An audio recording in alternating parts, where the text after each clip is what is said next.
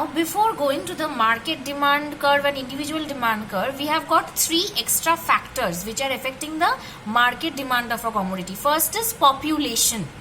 When the population is big, obviously the demand will be high in the economy. When the population is small, the demand will not be so much. It will be low in the economy. Next is weather conditions, season and weather conditions. Like in case of woolen clothes, we have got high demand for woolen clothes in winter. Okay, so during the winter season, the demand for woolen clothes is high. However, the demand for woolen clothes in summer season demand is low.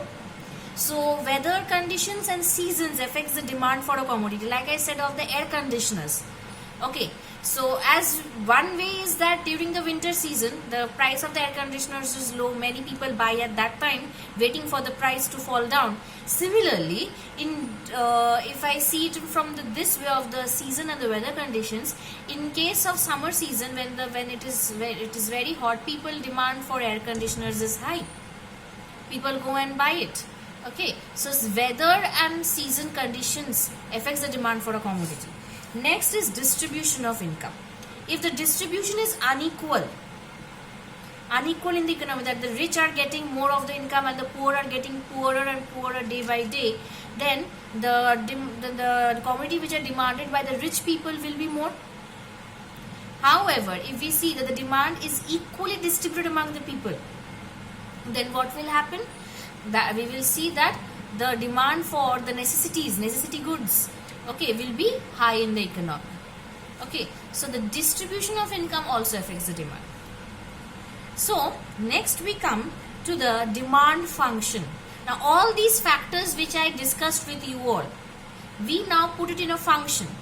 So demand function is a relationship between quantity demanded of a commodity and the factors influencing it.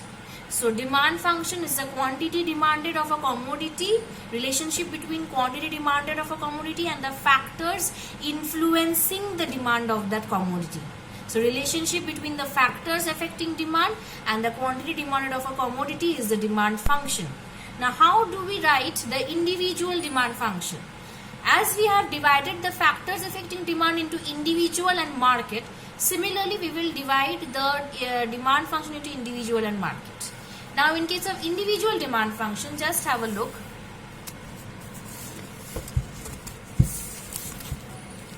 See, all of you can see the individual demand function. This is the individual demand function. Demand of commodity X is equal to function of the following factors. So just like this we will write. Demand for commodity X is equal to function of price of commodity X, then taste and preference, income is determined by Y, expectation of future prices is shown by F. We will write it this way. Now market demand function, it is again the relationship between the demand for a commodity in the market and the factors affecting the market demand. Here also same, demand for commodity X is equal to function of price of related goods, means price of related goods, taste and preference, price of the given commodity, income of the consumer, expectation of future prices, all these will be there. With that, three things will be added, that is population, season and which will be denoted by P0, season and weather condition which will be denoted by S, and distribution of income which will be denoted by D. These three extra will be added. I'm again showing you how we will write the function. See, dx is equal to function of these factors. Okay.